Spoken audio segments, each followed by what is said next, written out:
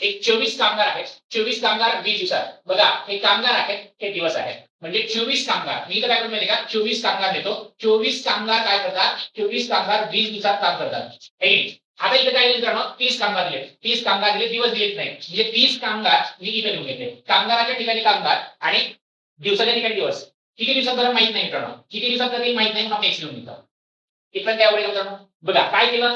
जे कामगार आहेत, कामगार 24 कामगार किती दिवसात? 20 दिवसात. तर 30 कामगार बरोबर किती दिवसात?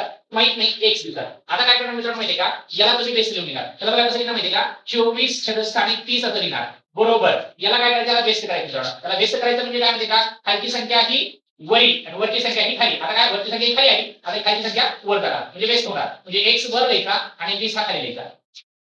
आलं मित्रांनो? आता काय करणार तुम्ही यांचा क्रॉस मल्टिप्लिकेशन करणार. Cross multiplication. 24 चा गुणाकार 20 सोबत. 24 1 24 24 तुम्ही 48. उरलेला 0 त्याचा.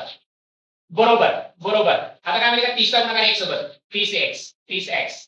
आता काय करणार मित्रांनो? आता काय करणार तुम्ही? हा 30 आणि x गुणाकारात आहे. 30 कडे त्याच्याशी भाग करा 3. म्हणजे 480 भागवले 30 असं होऊन जाईल. बरोबर राहिलं x. मित्रांनो हा 0 कटला, हा 0 कटला.